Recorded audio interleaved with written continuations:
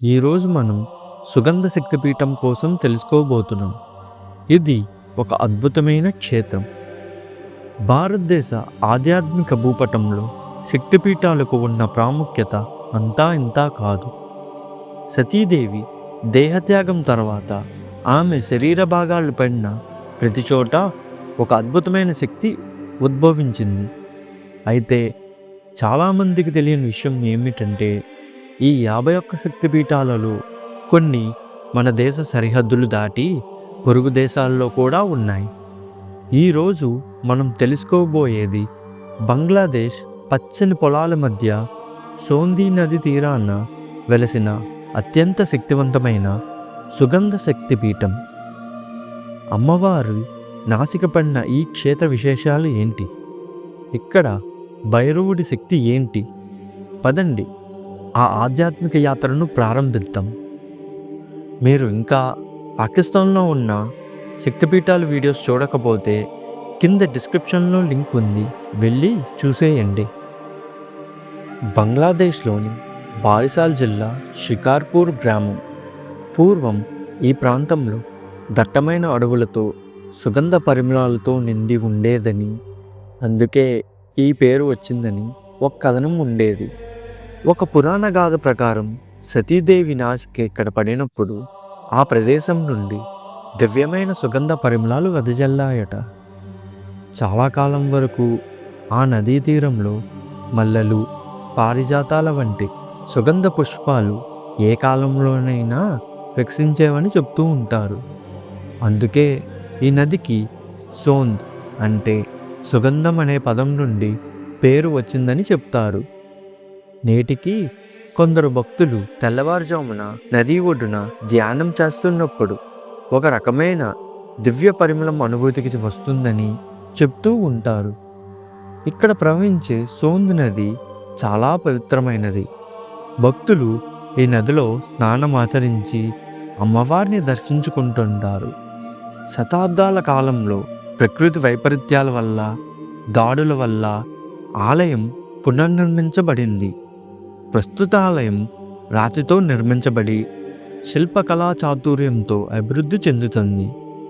మధ్యయుగంలో విదేశీ దాడుల భయంతో పూజారులు అమ్మవారి అసలు విగ్రహాన్ని సోంద్ నదిలో ఒక రహస్య ప్రాంతంలో దాచారని ఒక కథ ప్రచారంలో కూడా ఉంది.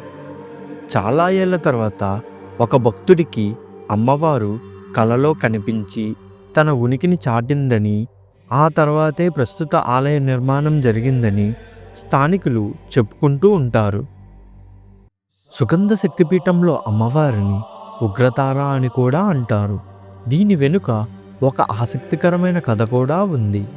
పూర్వం బౌద్ధ మరియు హిందూ ధర్మాలు ఈ ప్రాంతంలో వర్ధిల్లినప్పుడు అమ్మవారు భయంకరమైన రాక్షసుల నుండి ఈ ప్రాంతాన్ని రక్షించడానికి ఉగ్రరూపం దాల్చింది. కానీ తన భక్తుల పట్ల ఆమె ఎప్పుడూ నక్షత్రం వలె దారి చూపేదిలాగా ఉంటుంది. అందుకే ఆమెను నీల సరస్వతి అని కూడా కొలుస్తారు. వాక్శక్తి కోసం, విద్య కోసం విద్యార్థులు ఇక్కడ అమ్మవారిని పూజించడం ఒక విశేషం. సాధారణంగా శక్తిపీఠాల వద్ద భైరవుడు కేవలం రక్షకుడుగా మాత్రమే ఉంటాడు. కానీ సుగంధ క్షేత్రంలో త్రయంబకేశ్వరుడిగా ఒక ప్రత్యేక విశిష్ట ఉంది. శక్తిపీఠం ఉన్న చోట శివుడు భైరవ రూపంలో కొలువై ఉంటాడు. ఇక్కడ స్వామి పేరు త్రయంబకేశ్వరుడు. ఇక్కడ స్వామిని త్రయంబకేశ్వరుడు అని పిలవడానికి కారణం ఆయన సత్వ, రజ, తామో అనే 3 గుణాలను నియంత్రించేవాడు. భక్తుల్లోని అజ్ఞానాన్ని పోగొట్టి జ్ఞాననేత్రాన్ని తెరిపించే దైవంగా ఇక్కడ శివుణ్ణి పూజిస్తారు. త్రయంబకేశ్వరుడు అంటే 3 కనుల స్వామి అని కూడా అర్థం. అమ్మవారిని దర్శించుకునే భక్తులు ఈ భైరవుణ్ణి దర్శించుకుంటే యాత్ర సంపూర్ణమవుతుందని నమ్ముతారు. ఇక్కడ శివశక్తులిద్దరూ సమానమైన శక్తితో భక్తుల్ని అనుగ్రహిస్తారు. త్రయంబకేశ్వరుడు పూజ వల్ల మానసిక భయాలు, జాతక దోషాలు తొలగిపోతాయని ఇక్కడ స్థానికులు భక్తులు విశ్వాసం వ్యక్తం చేస్తారు. అమ్మవారి నాసిక అనగా ముక్కు ఇక్కడ పడింది. యోగశాస్త్రం ప్రకారం శ్వాస అనేది ప్రాణశక్తికి ఆధారం. ఆ శ్వాసను నియంత్రించేది ప్రాణేశ్వరుడైన శివుడే. అందుకే ఇక్కడ శివశక్తుల అనుబంధం శ్వాస ప్రాణం లాంటిదని తంత్రశాస్త్రం చెబుతుంది. ఈ ప్రాంతం గతంలో అనేక దాడులకు గురైనప్పుడు త్రయంబకేశ్వరుడి అదృశ్య శక్తి ఈ ఆలయాన్ని కాపాడిందని ఇక్కడ స్థానికులు నమ్ముతారు. ఇక్కడి భైరవుడు చాలా శాంత భైరవుడు అని, భక్తుల కోరికలను త్వరగా తీరుస్తాడని ప్రతీతి. ఇక్కడ మహాశివరాత్రి మరియు దేవీ నవరాత్రులు అత్యంత వైభవంగా జరుగుతాయి. దేశ విదేశాల నుండి కూడా భక్తులు తరలి వస్తారు.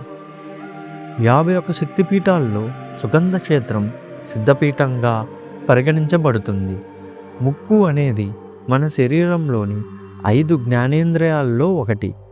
యోగులు తమ కుండలిని శక్తి జాగృతం చేసే క్రమంలో ప్రాణాయామం చేస్తారు. ఈ క్షేత్రంలో ప్రాణవాయువు కూర్చోనం కాబట్టి ఇక్కడ చేసే ధ్యానం 1000 రెట్లు ఎక్కువ ఫలితాన్నిస్తుందని తంత్రచూడామణి గ్రంథం చెబుతుంది. గతంలో ఇక్కడ జంతుబలులు వంటి సంప్రదాయాలు ఉండేవి. అయితే కాలక్రమేణా అవి మారి ప్రస్తుతం సాత్విక పూజలకే ప్రాధాన్యత ఏర్పడిందని పేర్కొంటున్నారు. బంగ్లాదేశ్లో ఉన్నప్పటికీ అక్కడి శక్తిపీఠాలను దర్శించేందుకు హిందువుల భక్తుల కోసం ప్రభుత్వం మరియు స్థానిక యంత్రాంగం ప్రత్యేక ఏర్పాట్లు చేస్తాయి. సుగంధ శక్తిపీఠం కేవలం ఒక పుణ్యక్షేత్రమే కాదు, అది కొన్ని వేల సంవత్సరాల భారతీయ ఆధ్యాత్మిక వారసత్వానికి చిహ్నం. బంగ్లాదేశ్లో రాజకీయ అస్థిరత లేదా మతపరమైన ఉద్రిక్తతలు తలెత్తినప్పుడు ఆలయాలకు రక్షణ కరువవుతుంది. అటువంటి సమయాల్లో గ్రామంలో స్థానికులు హిందువులు ఒక గ్రూప్గా ఏర్పడి రాత్రంతా ఆలయాల చుట్టూ కాపలా కాస్తారు. చాలా సందర్భాల్లో మత సామరస్యాన్ని కోరుకునే స్థానిక ముస్లింలు కూడా హిందూ మైనారిటీలకు తోడుగా నిలిచి ఆలయాలపై దాడులు జరగకుండా అడ్డుకోవడం ఒక గొప్ప మానవీయ కోణం అని చెప్పుకోవచ్చు. చరిత్రలో ఈ ఆలయాలపై అనేకసార్లు దాడులు జరిగాయి, విగ్రహాలు ధ్వంసమయ్యాయి. ఉద్రిక్తతలు పెరిగినప్పుడు అమ్మవారి విగ్రహాలను రహస్య ప్రాంతాలకు తరలించడం లేదా భూమిలోని దాచిపెట్టడం వంటివి చేస్తూ తమ ధర్మాన్ని కాపాడుకుంటున్నారు. ప్రభుత్వ సాయం తక్కువ ఉన్నప్పటికీ పేద మధ్యతరగతి హిందూ కుటుంబాలు తమ సంపదలో కొంత భాగం ఆలయ నిర్వహణ కోసం, మరమ్మతుల కోసం విరాళంగా ఇస్తూ ఆలయ వైభవాన్ని కాపాడుతున్నారు. ప్రస్తుతం సోషల్ మీడియా యుగంలో బంగ్లాదేశ్ హిందూ మైనారిటీలు తమపై జరుగుతున్న అన్యాయాలు ప్రపంచానికి చాటి చెప్తున్నారు. చిట్గాంగ్ మరియు ఢాకా వంటి నగరాల్లో వేలాది మంది హిందువులు వీధుల్లోకి వచ్చి అధికారిక రక్షణ కోసం నిరసనలు చేస్తున్నారు. ఎన్ని భయాలు ఉన్నప్పటికీ మహాశివరాత్రి మరియు నవరాత్రి ఉత్సవాలు అత్యంత వైభవంగా నిర్వహిస్తున్నారు. పూజలు ఆపకుండా నిర్వహించడమే తాము చేసే అతిపెద్ద పోరాటంగా భావిస్తున్నారు. ఈ ఉత్సవాలకు వేల సంఖ్యలో భక్తులు హాజరై తమ ఒంటరి వాళ్ళం కాదని చాటి చెప్పుకుంటారు.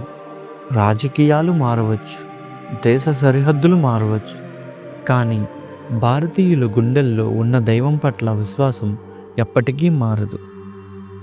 దేశ సరిహద్దులు విడిపోయినా భక్తి మాత్రం విడదీయలేనిది అని ఈ క్షేత్రం నిరూపిస్తుంది.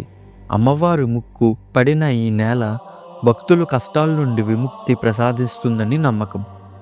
ఈ పవిత్ర క్షేత్రాన్ని మీరు కూడా ఒకసారైనా దర్శించుకోవాలని కోరుకుంటున్నాం. ఈ సమాచారం మీకు నచ్చినట్లయితే లైక్ చేయండి మరియు షేర్ చేయండి. ఇలాంటి మరిన్ని ఆధ్యాత్మిక విషయాల కోసం మా ఛానల్ను సబ్స్క్రైబ్ చేసుకోండి.